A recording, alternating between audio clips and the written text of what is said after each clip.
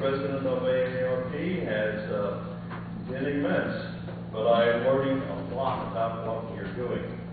I want to thank our color guard for presenting the colors for us. We at Hawthorne are so happy to have our VFW posts here. Many of them are parking cars and keeping busy doing that, as well as having our color guard take other activities, such as the interment of veterans that have served our country in our National Cemetery in Bushnell. And they also provide a essay contest in some of our local schools, and they award scholarship money with that, so we're thankful for that. I do need to follow up.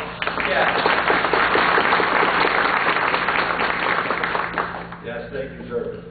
One other thing is I made a comment about my wife being a substitute teacher in another school district out of state. What she has experienced in Lake County is that our children stand for the Pledge of Allegiance, so we are pleased to live here.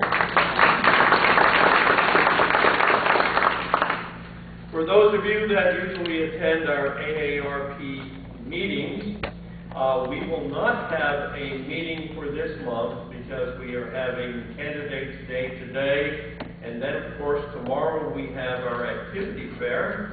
And for those of you that are not familiar with the activity fair, we have approximately, I want to say, 98 to 100 different activities here. And this whole room will be loaded with all those activities, and you can find out about the wonderful opportunities you have to participate in this retirement community, or as someone once told us when we moved in, this resort that we live in.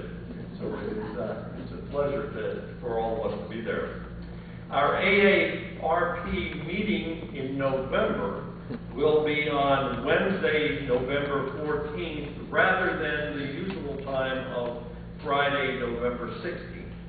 And the reason for that is that will be the week when we celebrate the retirement of Dan Gordon and thank him for the 40 years that he has given to Hawthorne.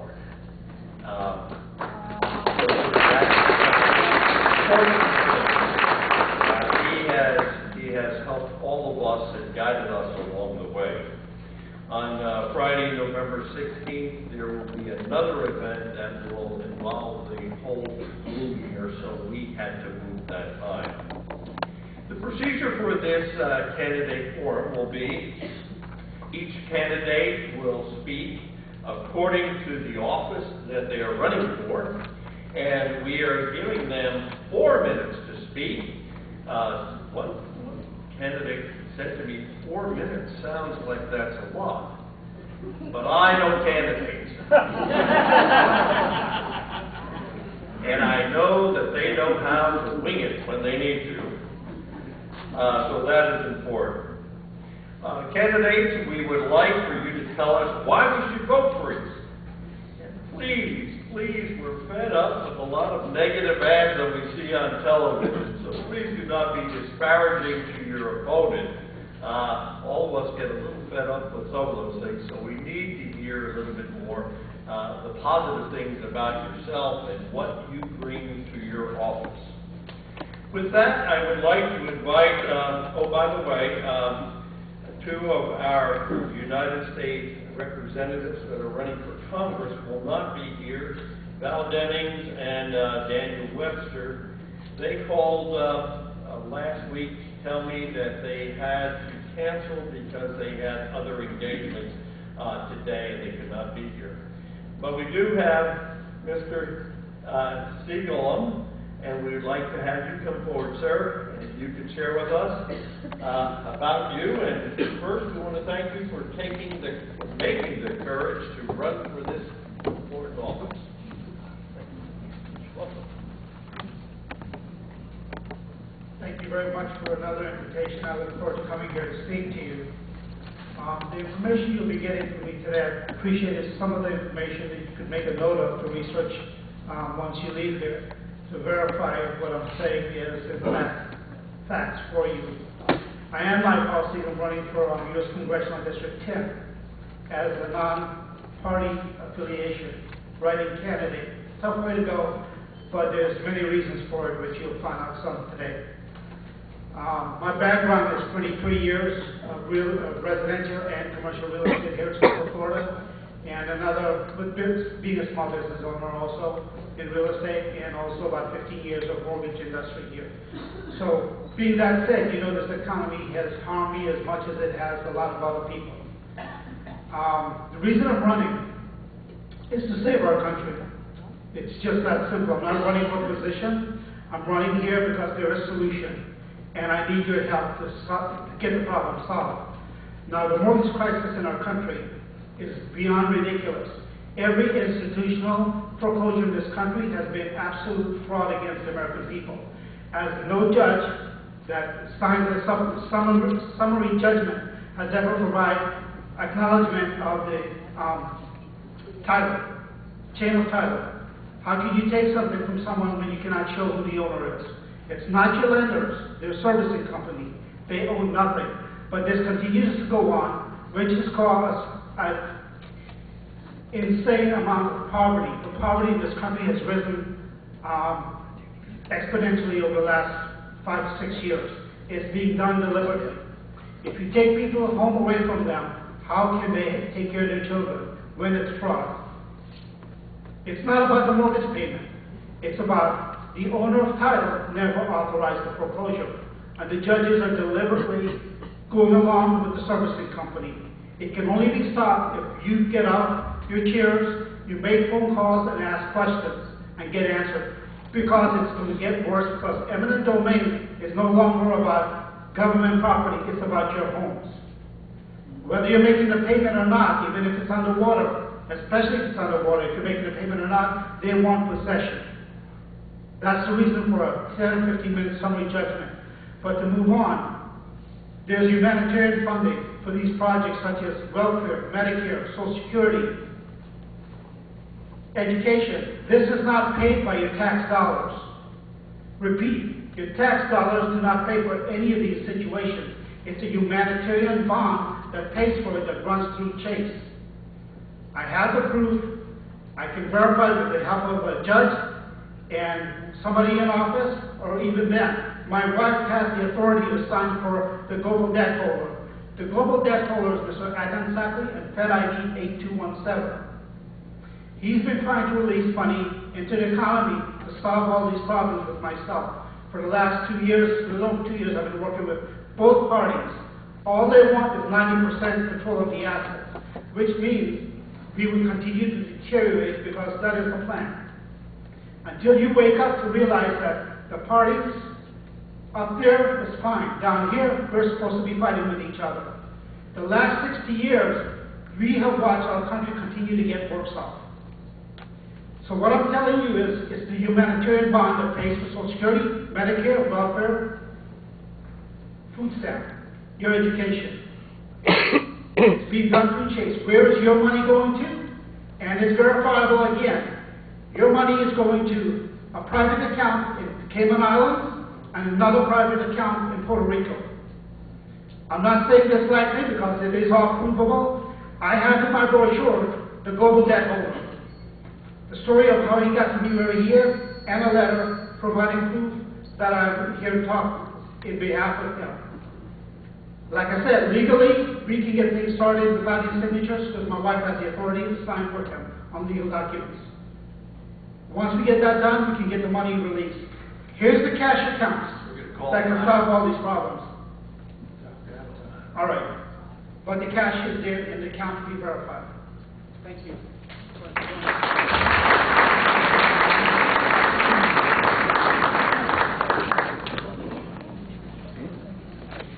4 minutes is all too fast. Thank you. I forgot to introduce our timekeeper, Mr. George Wolf, who had also been a former president of our board of directors here at Hawthorne. So, George, we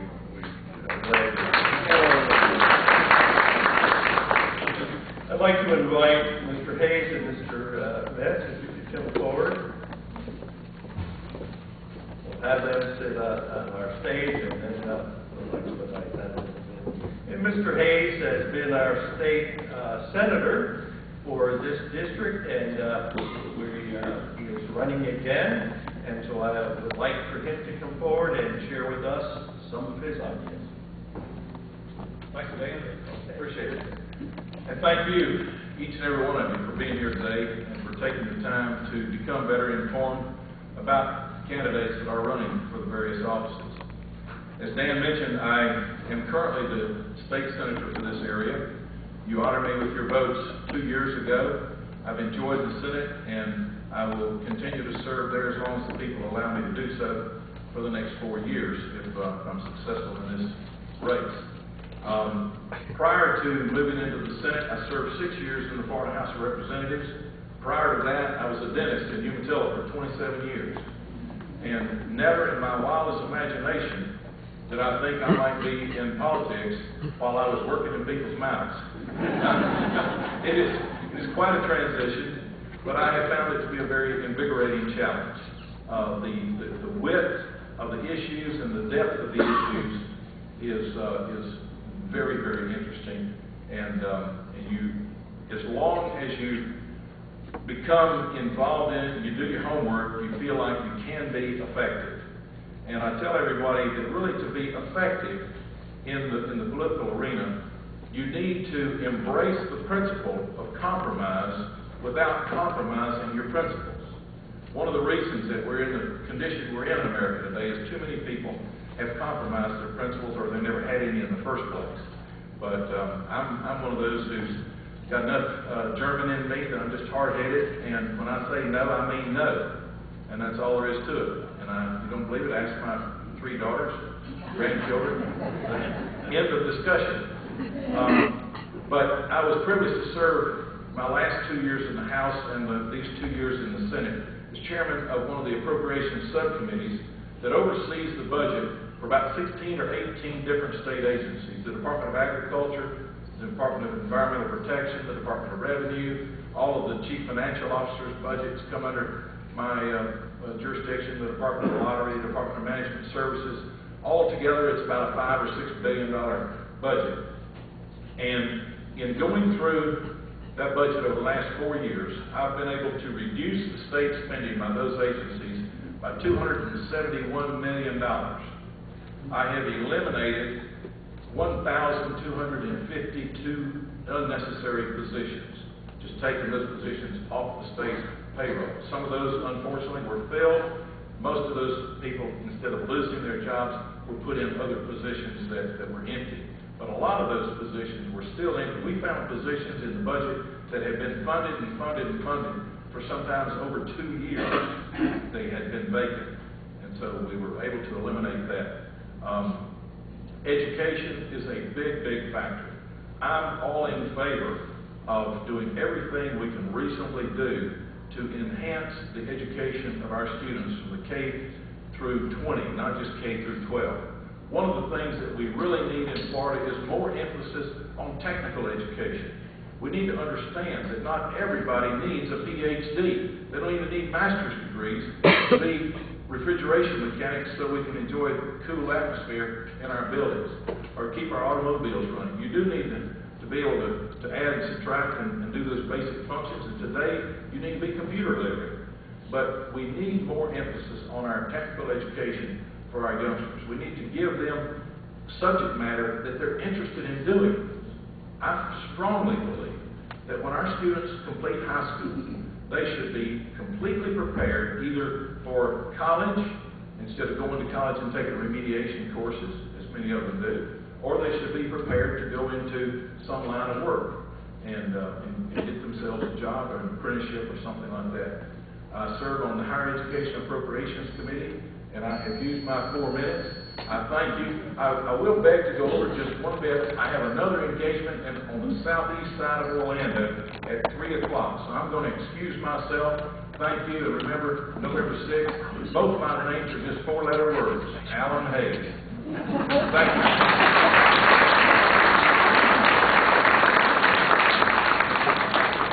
Thank you, Mr. Hayes. And if someone would like to go talk to him about or have a question, run right over and catch him before he leaves. He'd be happy to hear you. And he had some goodies for us too. So thank you very much, Mr. Hayes. Our next candidate, who really, I guess, has been elected because no one is running against him, is our state representative, Mr. Larry Metz, and he is a neighbor who lives just down Route 44.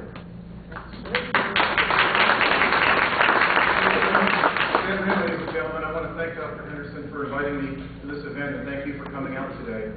Since I'm not opposed in this election, my presentation is a little bit different. I'm not laying out an agenda and asking you to vote for me on November 6th. I'm here to introduce myself, basically, as your next state representative in District 32. And I want to tell you a little bit about myself and the district that I'll be representing. I was elected to the House in 2010 in District 25, which doesn't quite come over this far. It actually includes the area where I live in Yalaha, and to the east and north, and it goes over into Seminole and Volusia counties. I have 3 counties in my current district. But once every 10 years, the legislature is charged with redrawing the boundaries of the districts for Congress, the state Senate, and the state House. And we did that this past session. And as a result, my area where I live in Yalaha, as well as this area here, all of Leesburg and south of the 27 corridor, all the way to the county line in the south end, all of that's in new District 32.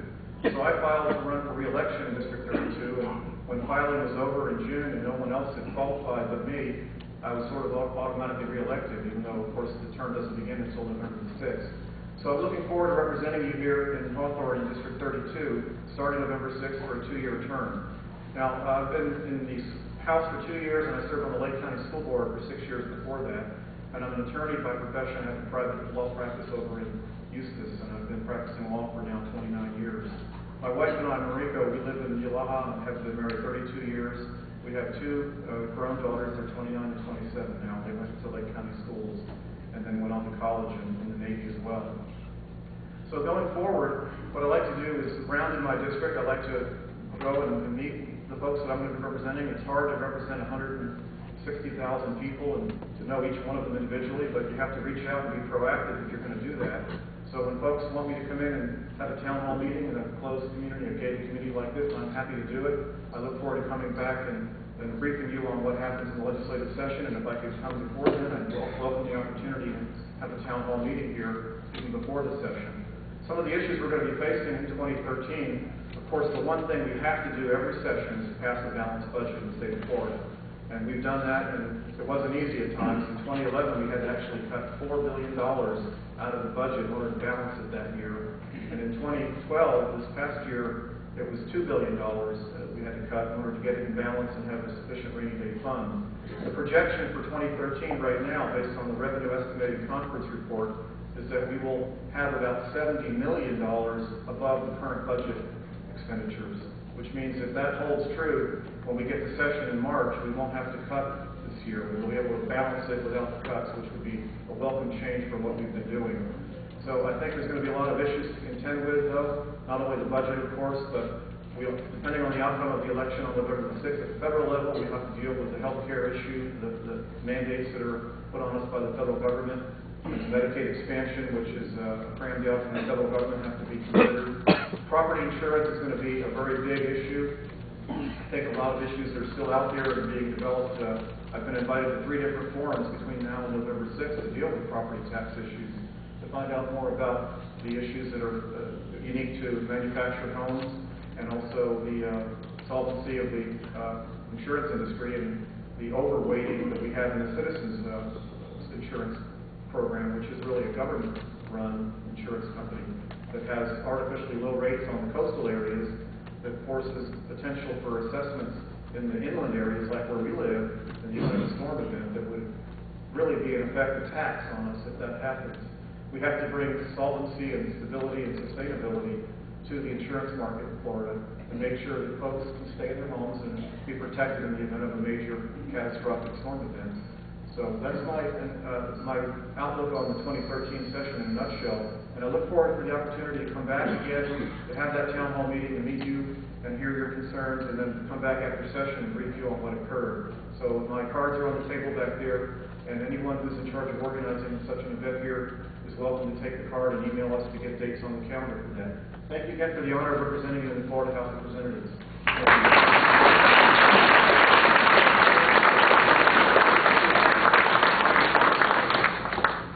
haven't noticed, we had some district changes, and we are now underneath Mr.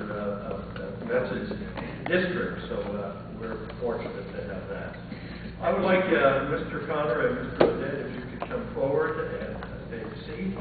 And then we will have our school board members will come up after they speak.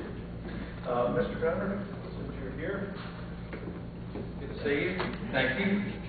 I see Dan Gordon in the back. I'm 58 years old. In my early 20s, I met Dan. So he lived next door to my uncle in Tavares at the time. And I was telling him the other day, I said, Dan, I've known you so long, I knew you back when you had a good reputation.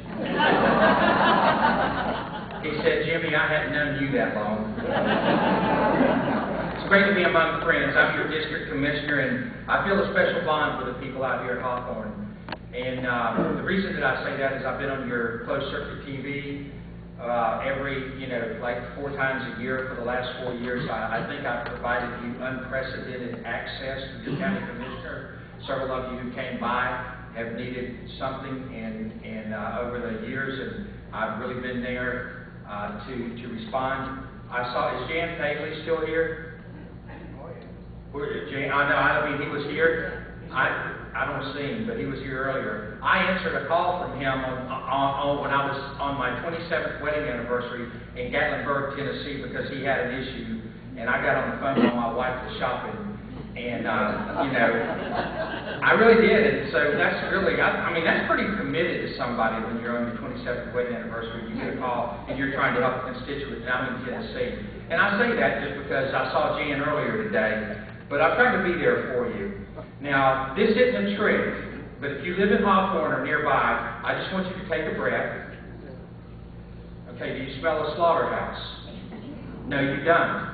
But what many of you may not know is just a little ways down the road, there were some property owners that wanted to put a slaughterhouse in. And as your district commissioner, I led the fight against that. I protected your property rights. I protected your property values.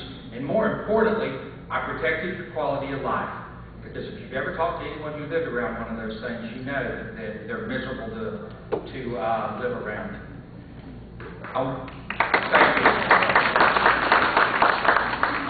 Nothing more important to me than public safety. I oppose the privatization of our ambulance service, and I have received the endorsement of the Lake County firefighters. And they sent me a wonderful endorsement letter saying that the professional firefighters of Lake County unanimously support Jimmy Connor. And they went into great detail of the reasons. And I'm really proud of that. Now, I had someone come by because my slogan that I can back up is the taxpayer's friend. And someone said, well, no one in elected office is the taxpayer's friend. I said, well, in July, the vote was 4-1 to raise property taxes, and I was the one. In September, when the real vote came, it was 4-1. 3 commissioners had joined my side. And so we did not raise property taxes, but I was the leader on that issue. And so I really appreciate it. I hope you've seen my leadership. I won't take my 4 minutes, but I did have some people here who were tennis fans like I used to be, and you wouldn't know it by looking at me right now, but I did used to play. But I am, I tell people, my name is Jimmy Connor. I'm not the tennis player, but I am ready to serve. Thank you.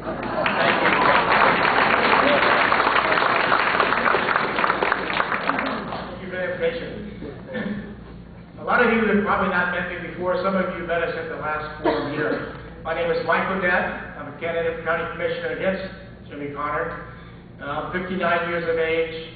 I've got 4 children here, 3 graduates from Lake County schools. My history is not as a career politician. This is new to me. I'm 59 years old and have not held public office. But I believe that our country is in such trouble today because some of the politicians that we do have, that I think it's important for other people to get involved. Whether or not we get elected, I'm going to make an effort to do what I can do to change things that are going on at this time. I just got a flyer in the mail before I threw it away. I didn't read the headline, and it said we surpassed the $16 trillion in our budget deficit, or our national debt. We're heading for a cliff where we're going to fall over if we don't make some changes. And You know, we have to make changes throughout the political system. Now, I'm running as a no-party affiliation candidate. Some of you saying, well, I vote straight party ticket. You know, I think that's one of the problems we have in this country is voting straight party ticket. I think we have to vote for the individual involved. There can be good and bad on both sides, and I would encourage you to do some independent thinking. I think all of you do that because otherwise why would you be here? If you're going to pull the lever straight party, there's no need to come to a forum unless you just want to meet the candidates. But we face a lot of issues today. Why am I running? Again, I said because our country is in deep trouble. We need to make some changes, reduce spending. I too was against the millage tax rate increase. I sent out a letter to each of the board members urging them to vote no on the tax rate increase. I thought it was wrong. Since my campaign started several months ago, I was saying no property tax millage rate increase. You know, we learned about the possible increase several months ago when the county manager came out and said, hey, look, because of the reduced property values, our properties are not bringing as much tax revenue to our county government, and he was recommending that we increase taxes by enough to make up the difference. And they were going to say, you're not going to pay more taxes than last year, but you're going to increase the millage rate to bring it and keep it at the same level as last year, which was a tax increase, so I was opposed to it. You know, over the last 10 years since 2000, our revenue has grown 126%. So we've spent 126% more last year than we did 10 years ago. And you know, the economy was rolling along well. So as it rolled along well, we allowed our government to grow. But now it's going the other direction. Our revenues are down, and we have to tighten the belt and reduce government when that happens. We cannot continue to increase government when revenues are down. So I will always vote for reduced spending over increasing the tax rate.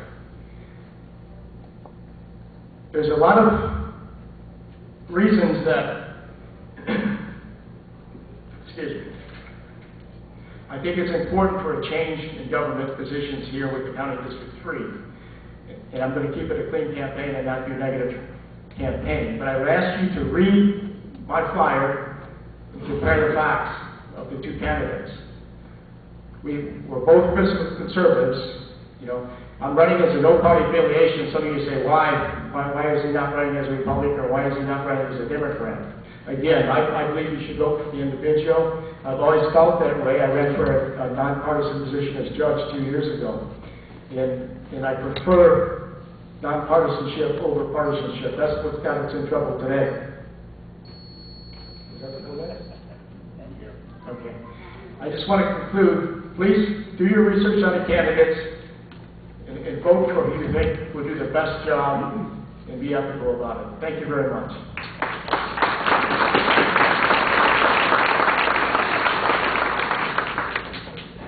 Thank you very much. Now I'd like to invite those 5 people that are running for the school board.